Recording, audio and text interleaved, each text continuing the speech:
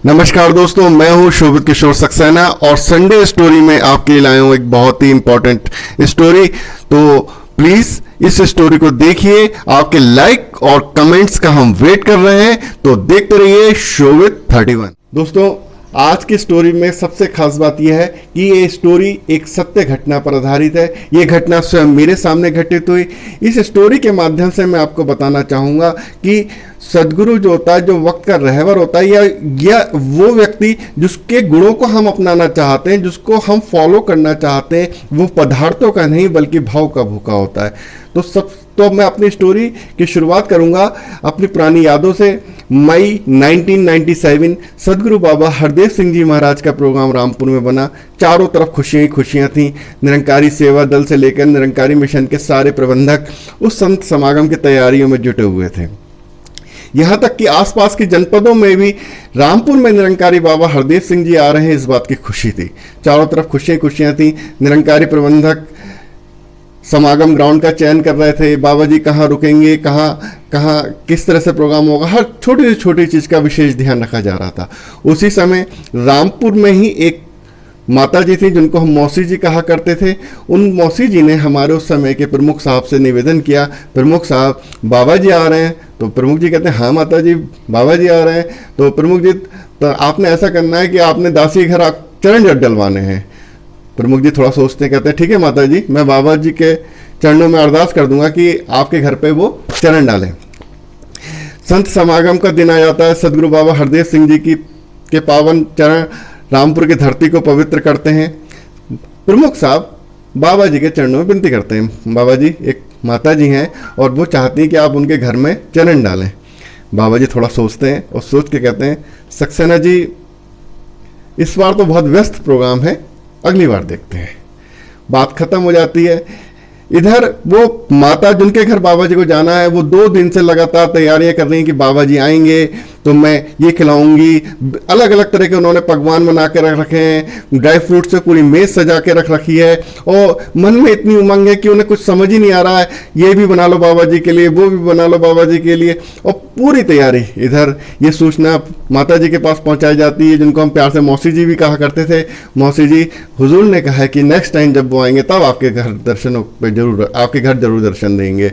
इधर माता जी को जब ये खबर पता चलती है तो उनके आंसू आँख से बहने लगते हैं, लेकिन सत वचन कह के उन्होंने बात मान ली।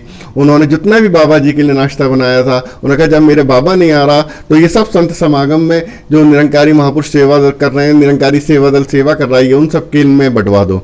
वो सारा नाश्ता, वो सारा सामान निरंकारी समागम ग्राउंड में आ जाता है। जितने निरंकारी सेवा दल के भाई बहन सेवा कर रहे थे उनमें बट जाता है। क्योंकि माता जी का घर संत समागम स्थल के नज़दीक ही था, तो उसमें कोई परेशानी भी नहीं होती और सब महापुरुषों में बट जाता है।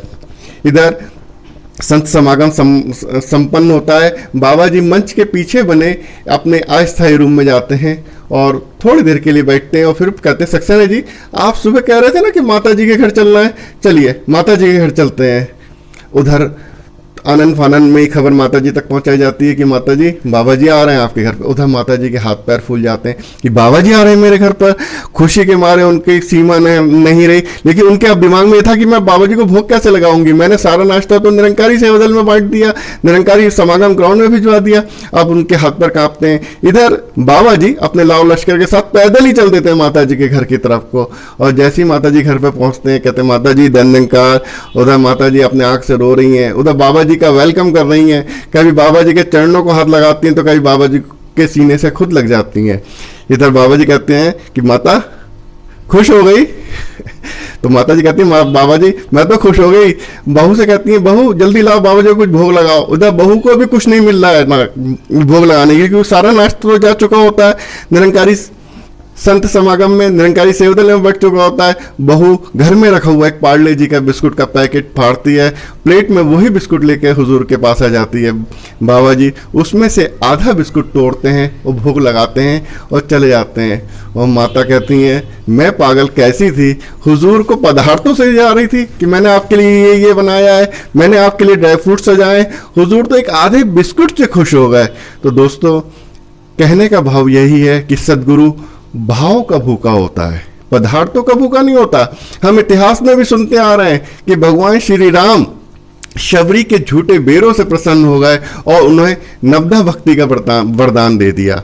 हम इतिहास में पढ़ते आ रहे हैं कि भगवान श्री कृष्ण से मिलने के लिए जब सुदामा जाते हैं तो सुदामा के बगल में दबी हुई कच्चे चावलों की पोटली से भगवान श्री कृष्ण इतना खुश हो जाते हैं कि सुदामा को सब कुछ दे देते हैं। तो भाव सिर्फ हमारे मन के भावों का है, पदार्थों का नहीं है।